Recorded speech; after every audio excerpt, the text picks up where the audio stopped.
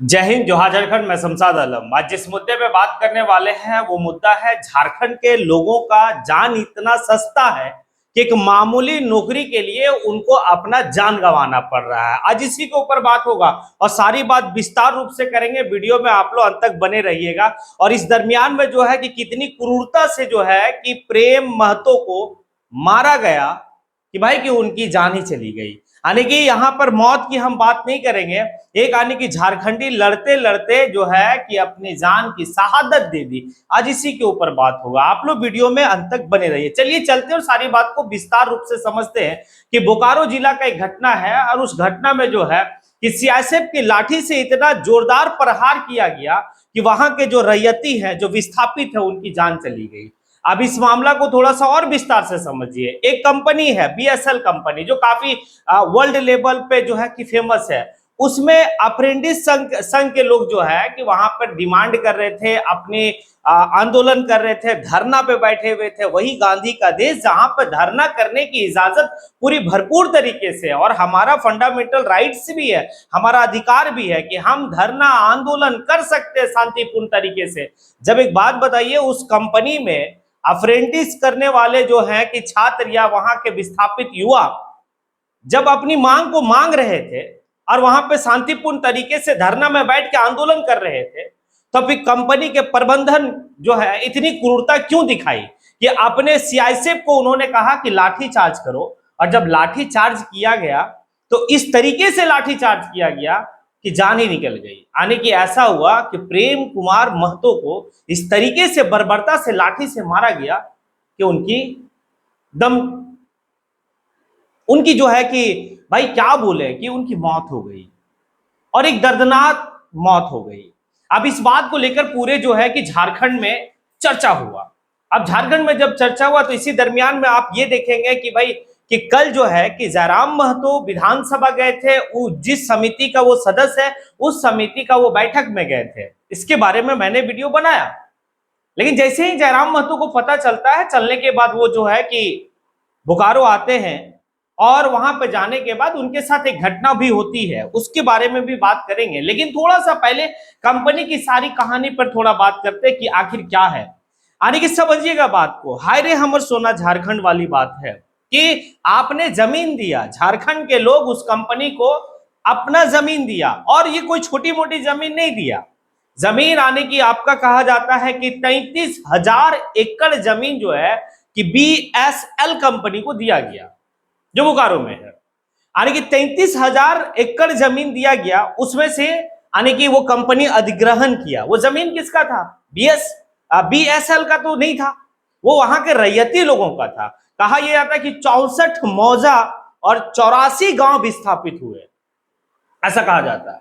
अब एक बात बताइए कि इतनी बड़ी आबादी को विस्थापित, तो कंपनी जिस समय वहां पर जमीन ले रही थी, और तो वहां के रैयतों से एक जो है कि कमिटमेंट था कि जब तक इस कंपनी का चिमनी से धुआं निकलेगा तब तक इन विस्थापितों की हाथ में नौकरी रहेगी। आखिर ये वादा कहां गया? क्या ऐसे प्रबंधन को, क्या ऐसे कंपनी के अधिकारियों को जूता से मारना चाहिए या नहीं मारनी चाहिए? मतलब जमीन हमारा, लोग हमारे, सब कुछ हमारा, हम प्रदूषण हम खाएंगे और मजा कोई और मारेगा।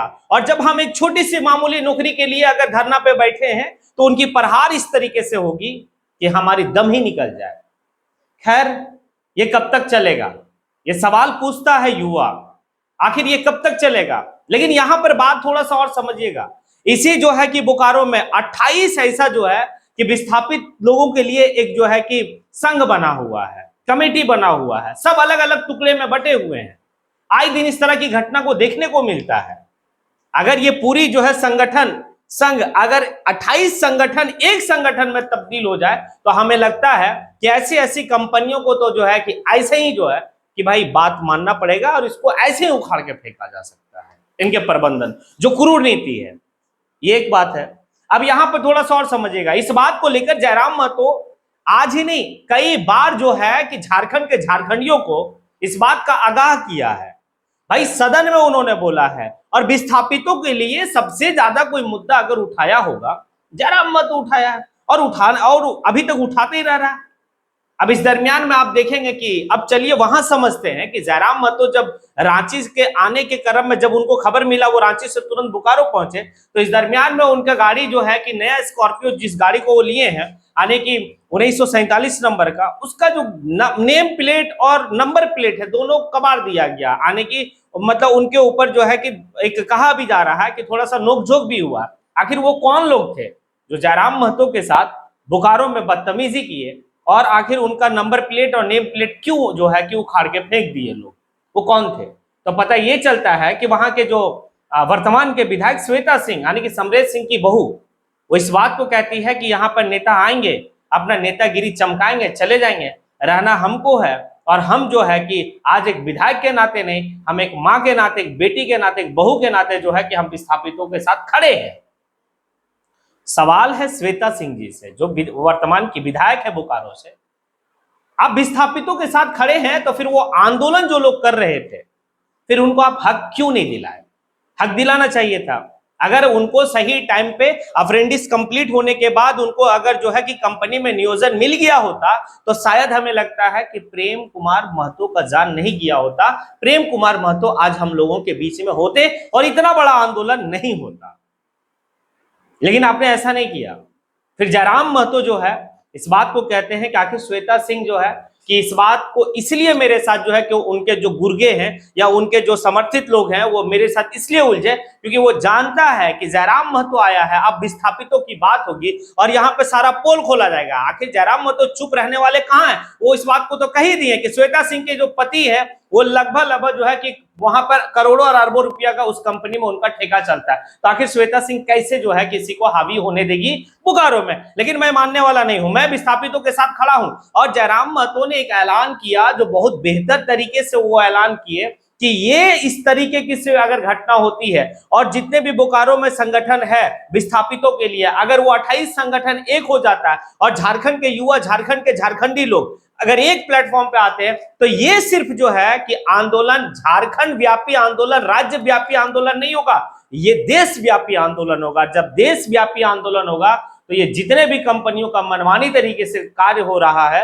अब मनमानी तरीके से हमारे झारखंड लोगों को, झारखंडी लोगों को जो है कि जान इतना सस्ता है कि जिस भी औने पौने तरीके से जो है कि झारखंडी का जान ले रहा है, ये नहीं होगा और ये बर्दाश्त भी नहीं किया जाएगा। लेकिन इस दरमियान में ये देखा गया कि बोकारो का डीसी जो है वो एक्शन में आती है और एक्शन में आने के बाद जो है कि कंपनी के यानी कि BSL जो कंपनी है उस कंपनी के महाप्रबंधक जिनका नाम है श्री हरि मोहन झा, उनको गिरफ्तार कर लिया गया और गिरफ्तार करने के बाद वो जो यानी कि मृतक परिवार है उनको 20 लाख का मुआवजा और एक को जो है उस कंपनी में नियोजन उनके परिवार से। खैर ये मरने के बाद यानी कि मौत होने के बाद जो है कि इस तरह की बात होती है।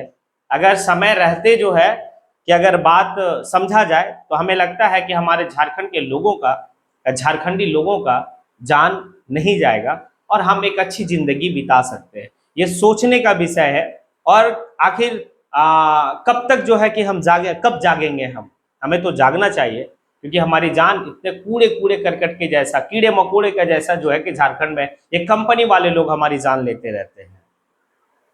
खैर मामला बहुत दूर तलक है और लोग काफी आक्रोश में दिख रहे हैं और हमें लगता है कि ये सिर्फ मामला बोकारो में ऐसा मामला नहीं है, धनबाद में भी जो है BCCL कंपनी में कई ऐसा मामला देखा जाता है। और यहाँ पर जब प्रबंधन के ऊपर जब बात आती है तो यहाँ पर शासन और प्रशासन के पास इतनी कुवत नहीं होती है कि वो शासन और प्रशासन को जो है कि मतलब वो प्रबंधन को जो है कि गिरफ्तार करे या प्रबंधन के ऊपर एक्शन ले।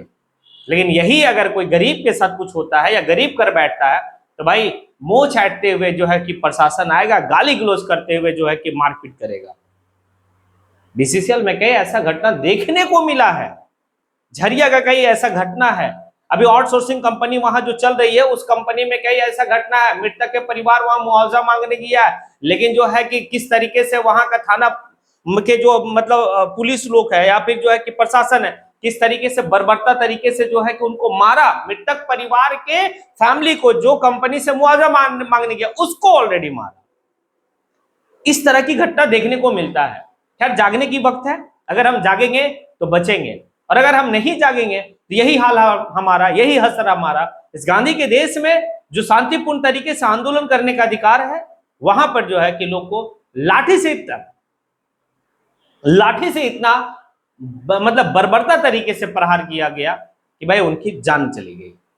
आपका क्या राय है? आप क्या सोचते हैं? क्या मैंने जो कहा, क्या जिस तरीके से आज घटना हो रही है, क्या हमें जागने की जरूरत है? और अगर आप लोगों को लगता है कि जैसा चल रहा है चलने दो, तो फिर वो भी कमेंट बॉक्स में आके। इसी के साथ मैं अपनी बात को यहीं पे समेटता हूं। जय हिंद।